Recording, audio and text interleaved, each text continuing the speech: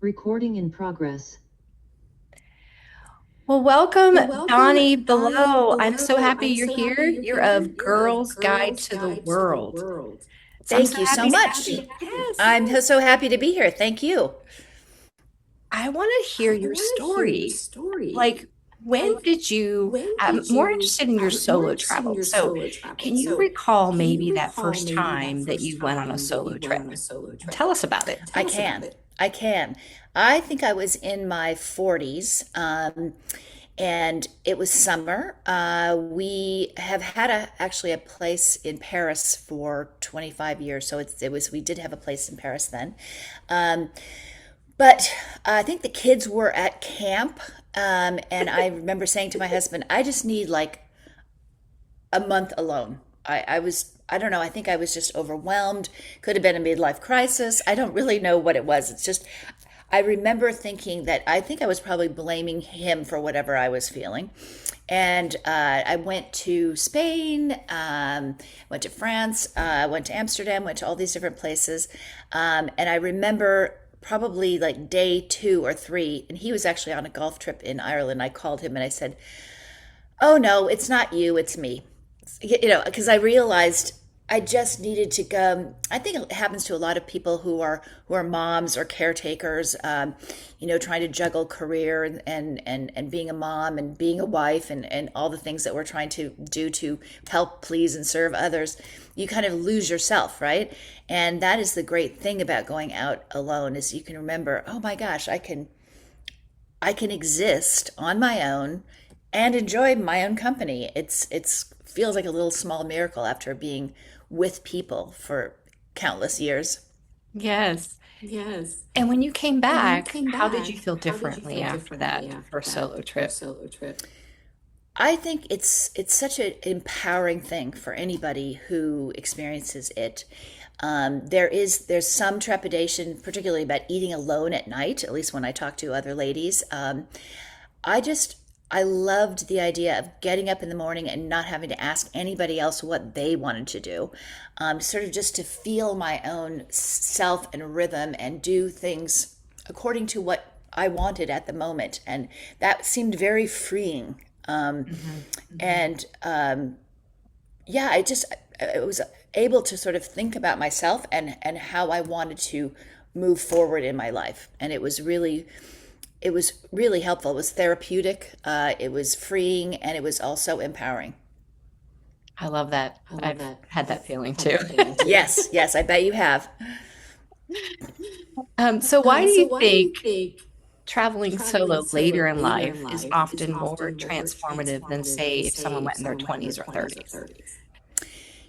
I'm not sure that is true because I didn't go solo in my 20s, so I don't have any personal reference for that.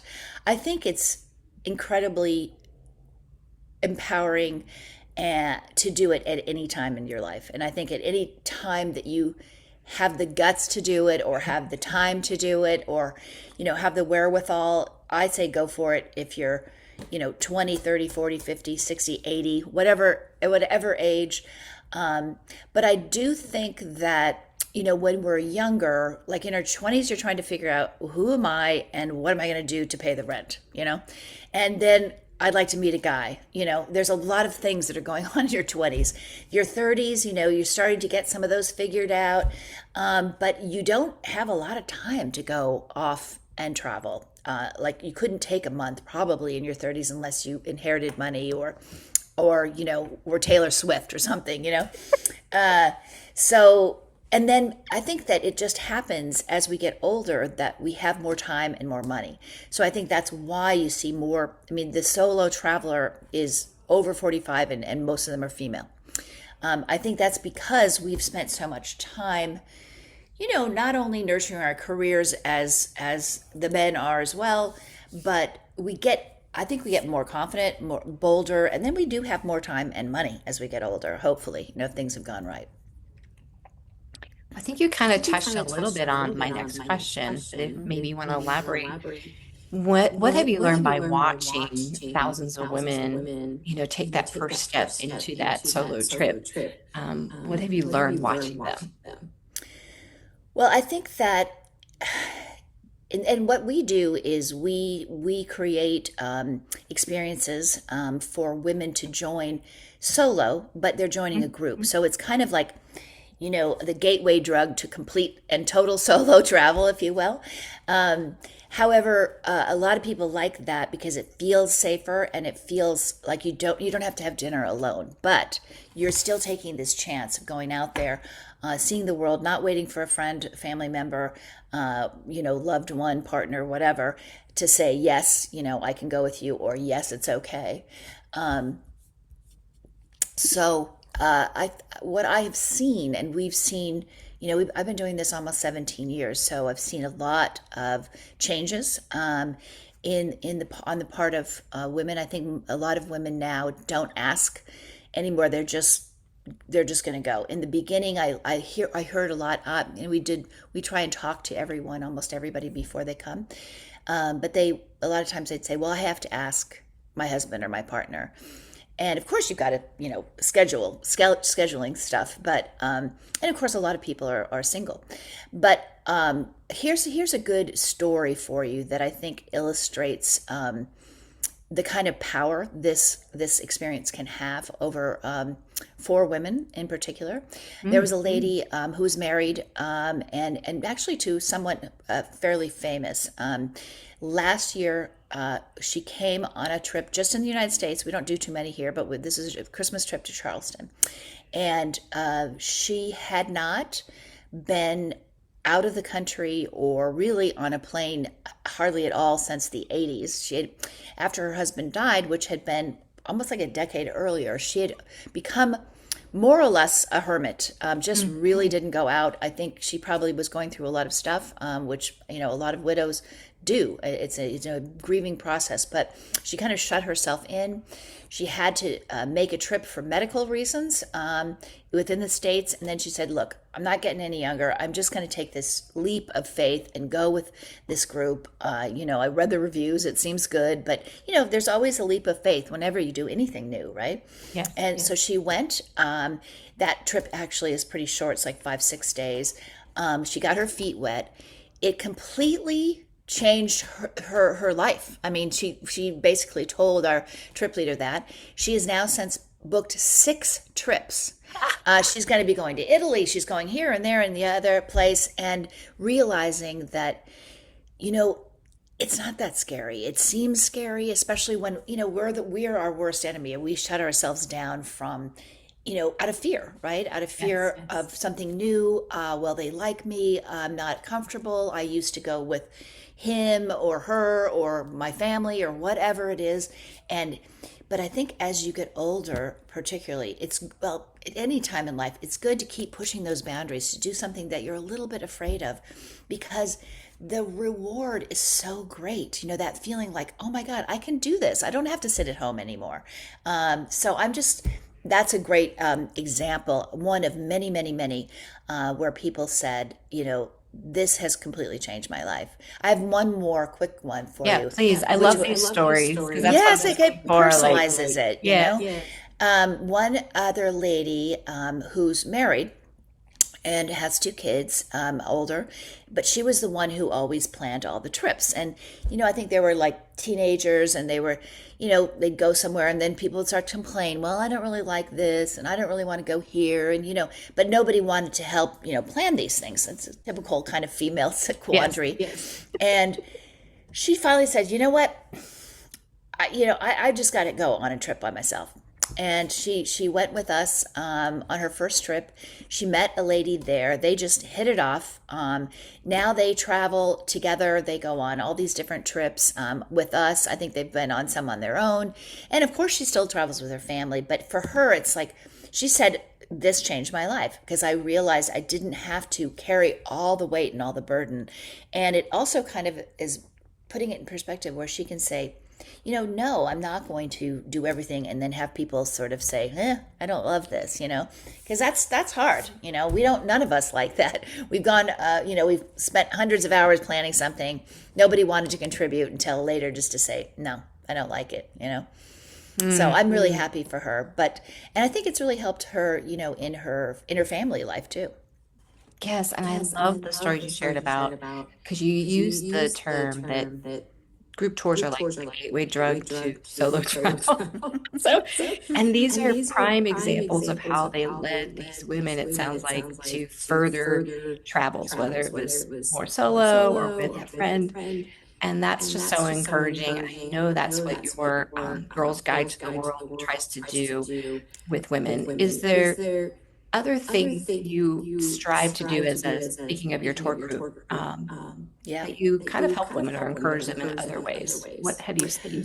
Well, I really believe, and I have talked on interviews and podcasts and stuff to people who are much more qualified than I am in terms of psychologists and psychiatrists and stuff. And there's a thing called pattern interrupt. So in our daily lives at home, we tend to fall into these patterns. Like I get up at this time, I have my coffee, I do this, I water the plants, whatever.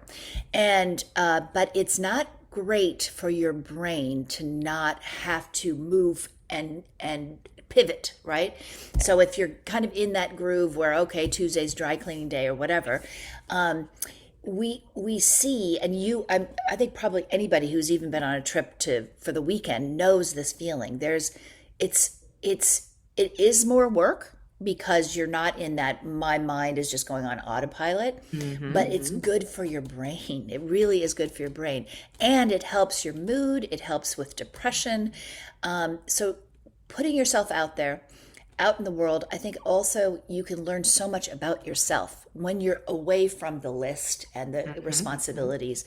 You can start seeing the world. I went to Rwanda last year, it was the year before actually, and just, all these, really completely different places. It's illuminating for us to see how different you can live and still be totally happy, or at least fairly happy.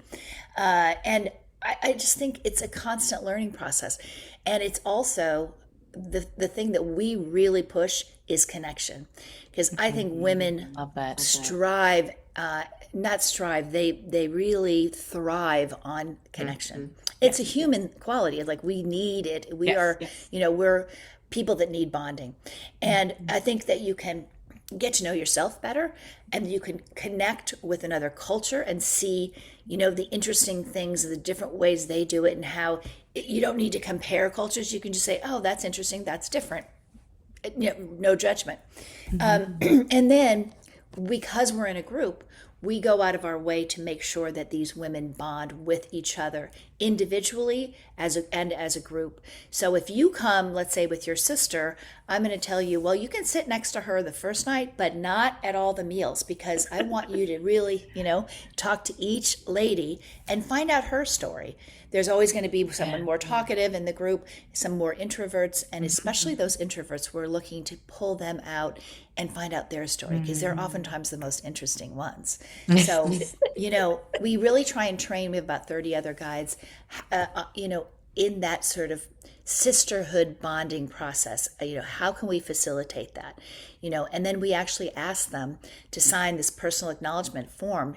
And so we really lay it out, like, this is what we want from the trip. Because if you can come home with, you might get a souvenir of a magnet, but if you can have a new friend or 3, that's amazing, exciting, and it rejuvenates your whole being, doesn't it, when you have a new friend? Yes.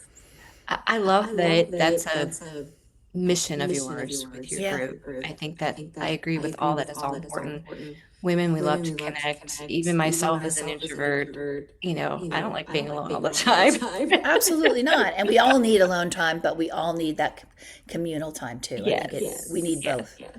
And I love how you brought in, I've been studying a lot of how, about the brain and when you travel and how it changes it's called neuroplasticity, and you mentioned that a little bit. And I love that you brought that up, because I agree with that there's a lot, we get stuck in our comfort zone. Yes. And just, I like to say it's like you said, on automatic, like you're just this cog in the wheel and just keep going around. And I caught myself the other day driving somewhere, and I was literally on automatic. I go, oh, I missed my turn because I was, oh my gosh, I was going somewhere totally. else. We've all done that. And then you're like, I don't even remember driving here.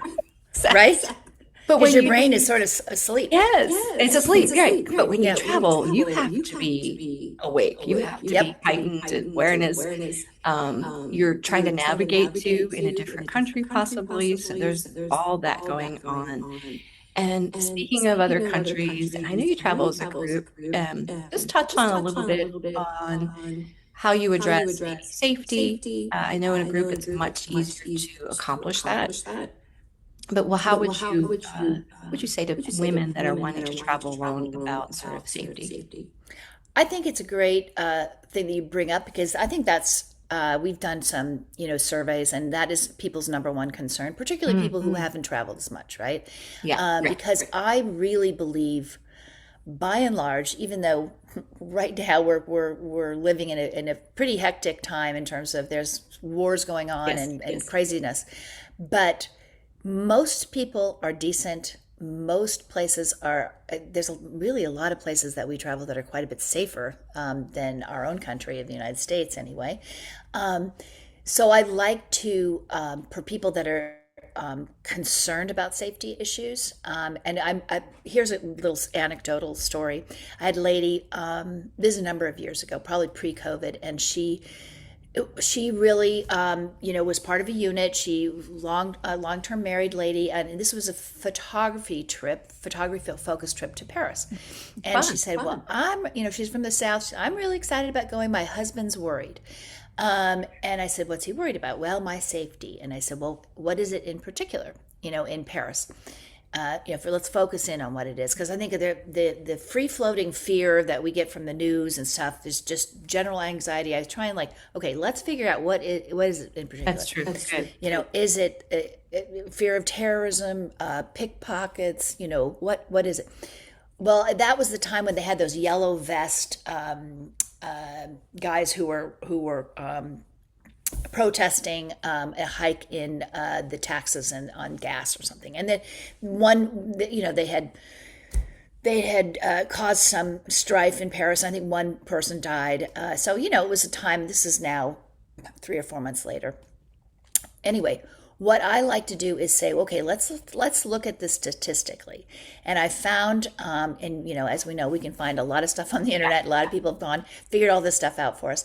But I found a guy in Germany who did a really close analysis of the safety of European cities versus, including protests, versus the safety of actually I did an exact analysis of where she lived, which was like in a rural part of North Carolina. Anyway, it turns out statistically her husband is much less safe than she is when she goes to Paris.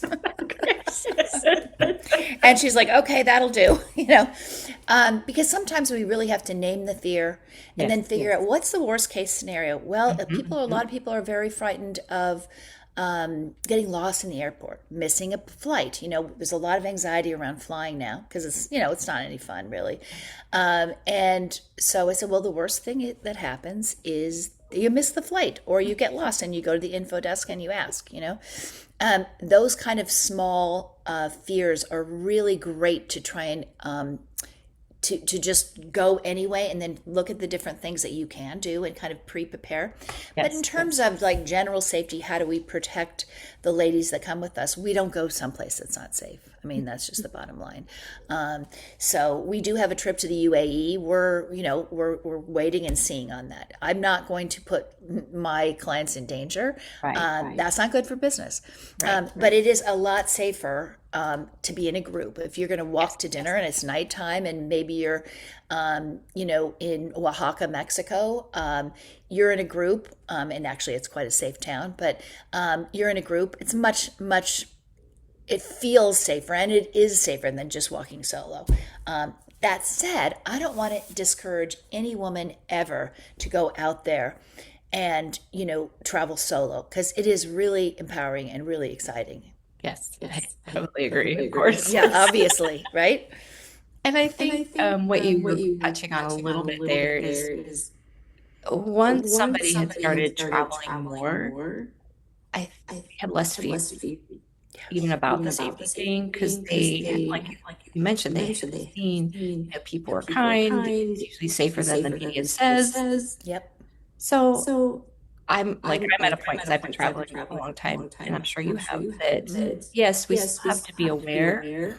Yeah. We still have to watch events that are happening, Yes. but I don't let that stop me. Me Like neither. my friend and I went to Paris in big Paris, Uh-huh. April of 23, Hmm. and it was during another time of like some protesting stuff, and garbage trucks were on strike or Yeah. something.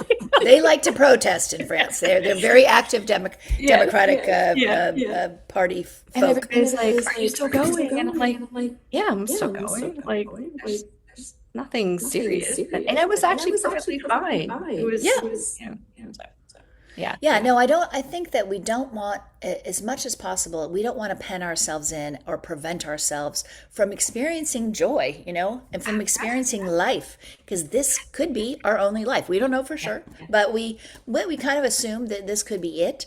And if you go into a lot of what ifs, I always think about it because we were living in New York when the towers were hit, during 9/11. And people would say, well, I don't want to travel here or there because this is terrorism. I said, well, we've got major terrorism in the United States, not just foreign, but domestic. So it's really not that safe of a place. We just think it's safe because we know it, right? Um, it's all very easy to Google the statistics of safety or all around the world. So, we make sure that we go to places that are safe, or at least as safe as here, and you know, and knock on wood, everything's been fine. What I do like to we basically tell everyone you must get trip insurance, though, and that is really not from the safety point of view, but the most likely thing to happen is that you are going to get sick, or you might need to stay home because somebody else in the family needs you, or you trip and fall on. So you really need trip insurance. I think that's the smartest thing to do if you're concerned about safety. Yeah. Well, let's pivot to some being a little happier. Like, Yeah. tell me how many countries you've been to, and I hate to ask you, but what has been the most transformative country that you have visited? I've been to 88 right now. It's going to be 90 by the end of the year, maybe more than that. I just heard about a century club. I don't know if you know about that. When people that are approaching 100 countries, you can join some international club and they have meetings. Anyway, that sounded kind of fun. But I have a client who's been to 175. So yeah, she's like been all kinds of places that I never even considered. You know, I think that every place transforms you in some way, and that's what is, what you want. Absolutely, you want it to affect you. And there's very few places that I've been that I did not really like. The place that I'm really kind of enamored with currently, and I do like to date around, obviously, when it comes to countries, but I love Japan. Japan is just an incredible place because of the culture. The culture is fascinating to me. I could live there for a couple of years just to soak in the depth of the culture, the history, the fact that they have sort of two intertwining religions, Shintoism and Buddhism, and just the politeness of the people, the care and thought behind everything, the aesthetic beauty, and the striving always for perfection. I know, that's not a perfect place. They have their problems like every place, but really an incredible place. Absolutely, I'm totally enamored by Japan. On another hand, India was probably the most difficult place I've ever traveled. Not so much because of poverty. I helped start a not-for-profit in South Africa, and I spent a lot of time in the townships there. So that's extreme poverty. But it's there's so many people there. It is really overwhelmed by people and trash. At the first time I went, and that was right when Modi was running, the very first time, and I went by myself to do some Ayurvedic doing some healing, Ayurvedic healing, and I went at the wrong time of year. It was too hot. I didn't. I tend to do a lot of research for clients, and then for me, I'm like, oh, let's just go here. I'm like very spur of the moment. Spontaneous, Yes. Yeah, exactly. So it was like 110 degrees every day. But I'm proud of myself in a way that I did is that even though I really disliked that first trip, and that, I could go on about that, but it was one of the first places where I was just dying to get back on the plane. And a lot of people have that, I love it or I hate it reaction with India. And I said, after I got back home after a few months, I said, that's not fair to paint.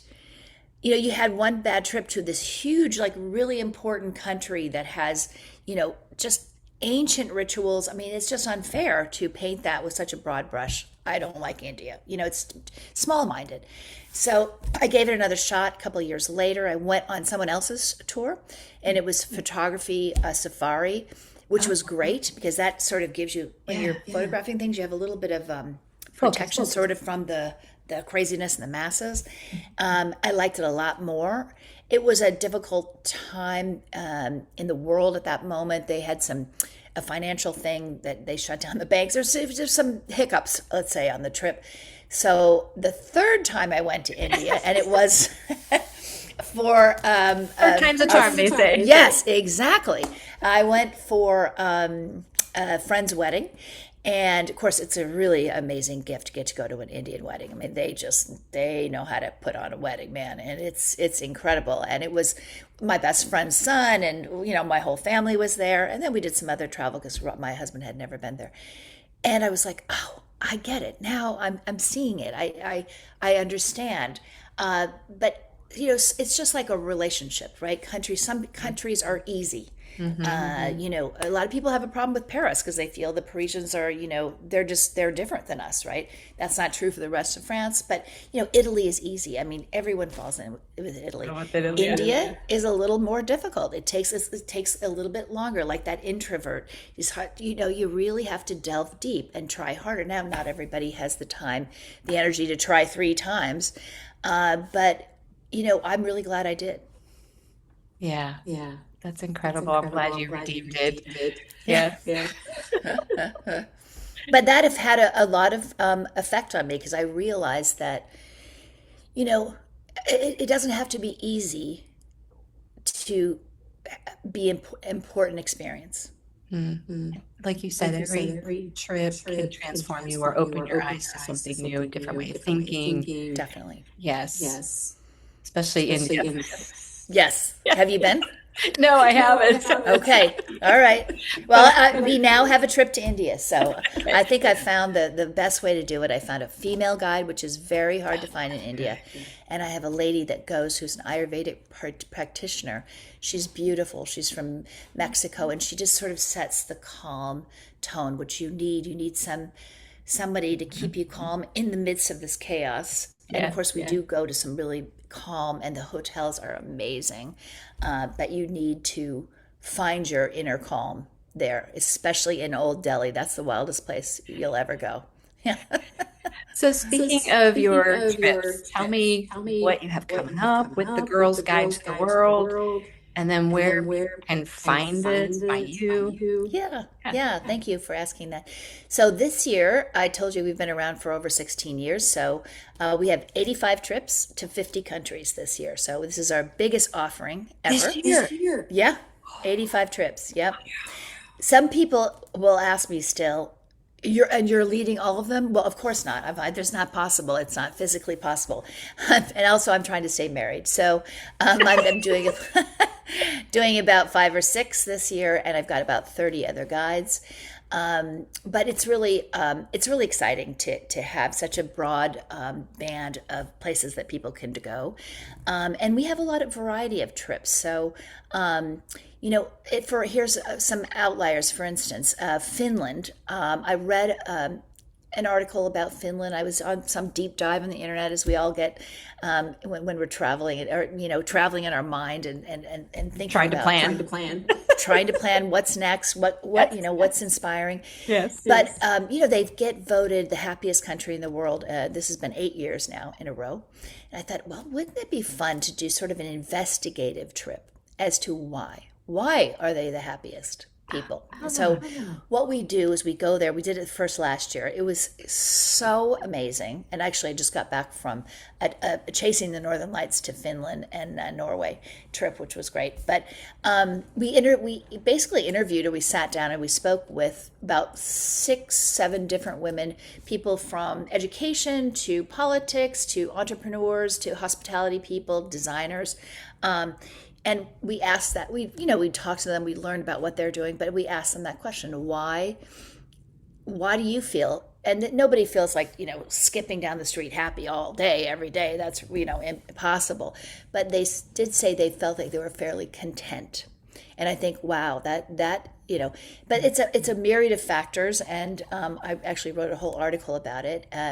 But I like the idea of creating a trip with a framework like that. How do you see a country? Like, I don't want to just go someplace and check off the 4 places that everybody else sees. And certain places you got to go do this. There's certain things you have to do. When you got to go at least once. You got to go to the Eiffel Tower when you're in Paris. But that doesn't mean you need to just do the touristy things and not find the true heart and soul of the place. So we love to find and meet with women, particularly in the more exotic places, in Thailand, in Peru, in Rwanda. We like to sit down with women. In Morocco, we do this. Women in those countries to figure out what is their life like, and it's obviously different than ours. But what's wonderful, and I think the other amazing thing about travel is that you end up thinking, this person, they may look different, they may dress different, they may eat different, they may have different, rules around marriage and this, that, and the other thing, but we're just alike in so many ways. And I think that is the other sort of deep part of bonding that you can have, connection with somebody who, it's just amazing that you even got to meet. We met with a group of women entrepreneurs in Bhutan, and we had a lunch together, and each person in the group including our ladies, told their sort of entrepreneurial or work story. And then it was just so beautiful to hear, how some of these women have just, survived something that is almost unbelievable, and they've opened their own little restaurant or whatever they're doing. So I think that is something I'm most excited about. Having the chance to have that opportunity, I think, is really special. But to answer your question, I definitely went on a ramble there, but it's all good. Yeah, we're going to China this year for the first time. Very excited about that, and it's a culinary journey through China. Actually, it's happening right now. We're doing 2 trips to the Galapagos. We chartered a private yacht, so it's all, for us.